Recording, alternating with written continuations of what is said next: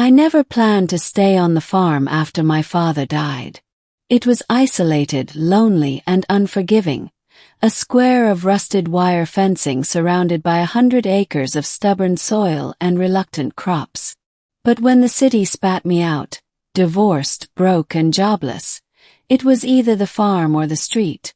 And at least the farm had a roof. It was the third week of July, the sky hazy with heat and memory.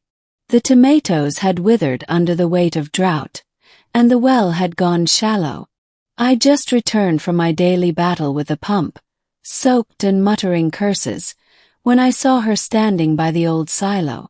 She wasn't there a second before. She looked no older than 19, tall and wiry, with skin that shimmered faintly like oil on water.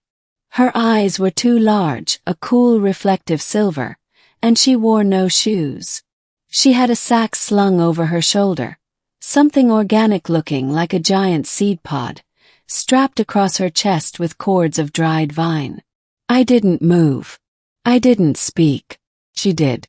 "I come in need," she said, her voice melodic, oddly formal. "If you feed my children, I will work for you." He stared. Not out of confusion, but out of the certainty that if I said a word, she might disappear like a mirage. A trick of the heat and the mind. But she didn't. She stood her ground, silver eyes calm. "Children?" finally asked. She knelt and opened the seed pod. Inside were 6 tiny creatures, curled like fetuses in amniotic sacs, each no larger than a cat, each pulsing softly, alive. I should have called someone, NASA, the FBI, the local sheriff at the very least, but I didn't. I didn't move. Maybe it was the heat, or the loneliness, or maybe it was the look in her eyes. Desperate, determined, and just a little bit afraid. "What do they eat?" I asked. She looked relieved. "Cornmeal, water, fruit. Eat. Quiet. I will grow them strong. But they must stay hidden." That was how it began.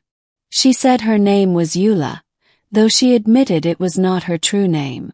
"You could not speak it," she said simply. She never told me where she was from, only that her world had collapsed and a gate, a temporary rift, had let her through. It would not open again for a generation. Eula moved into the barn.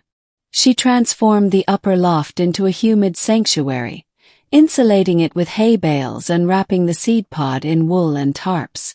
I brought her food every morning, and she'd trade me labor.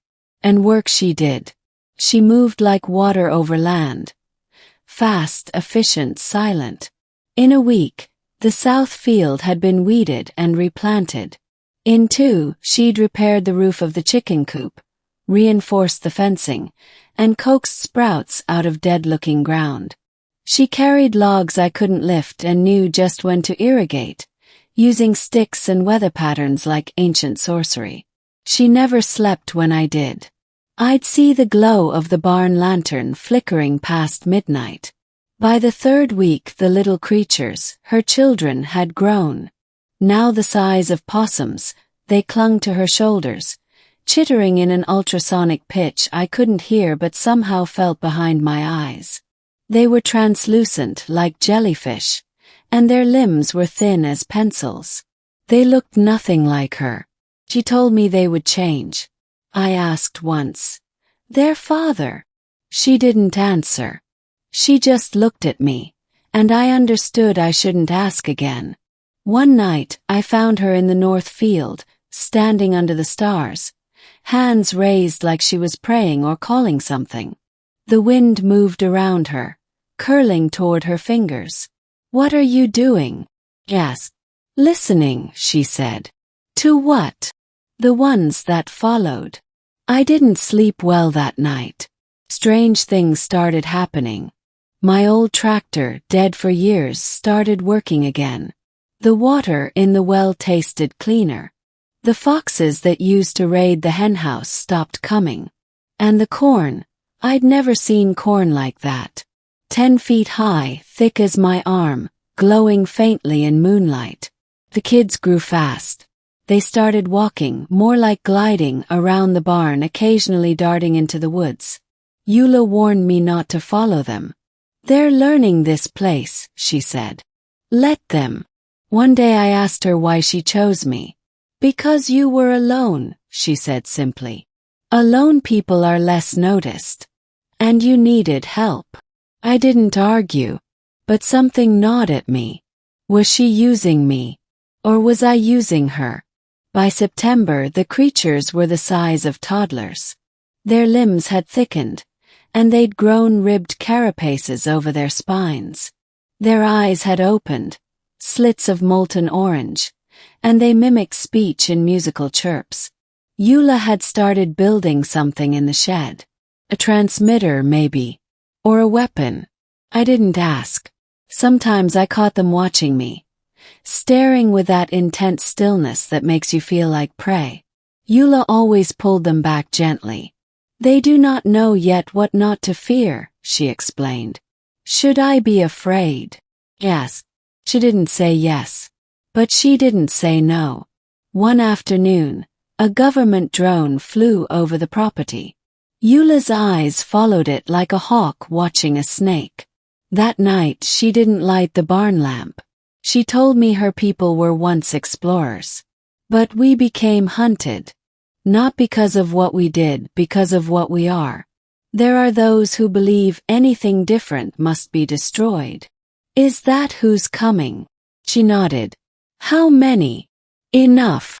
By November, the corn was harvested, the granary full. I offered to drive her into town once to see it. She looked at me with pity. I see all I need to hear. I realized then she'd never leave the farm. Not unless someone forced her. And someone was coming. Started with lights in the woods. Pulses of blue and red. Hovering too low for aircraft. I found trees split open like they'd been microwaved. Cattle went missing on a neighbor's ranch. Then came the blackout. Phones, internet, even my old transistor radio. Dead air. They are closing in, Eula said. They cannot find the children. What do we do? She placed a hand on my chest. Her fingers were ice. You hide. I fight. That night I couldn't sleep. I went out to the barn, flashlight in hand. The kids were gone. Only Eula remained, her body wrapped in woven metal and bone, a suit of alien armor that shimmered with faint pulses. I sent them into the earth, she said. They'll survive underground and grow. One day they'll rise. You're not going with them. She shook her head. This is my price. I didn't ask you to fight for me. But you fed my children, she said softly. That is more than most would do. The next morning the sky split open. Not literally, but that's what it felt like. A roar shook the ground, and a ship, shaped like a spear, emerged from the clouds. It hovered above the north field. A beam of light scanned the barn, the house, the earth. And then something hit it from below. Eula rose like fire, her body a blur of motion and light. She struck the ship once, twice, before it retaliated. A white-hot beam lanced through the field, vaporizing rows of corn. But she was faster. She moved faster than anything I'd seen. The battle lasted only minutes. When it ended, the ship was gone. Fled or destroyed, I'll never know. But so was Eula. I found her at the edge of the woods. Her armor cracked. Her eyes dimmed. Her body shimmered like heat rising off asphalt. I kept my promise, she said weakly. You did, I whispered. Feed them, teach them kindness. Teach them to protect. I will. Then she was gone. No body. No sound. Just a swirl of dust and light that drifted upward and vanished into the trees.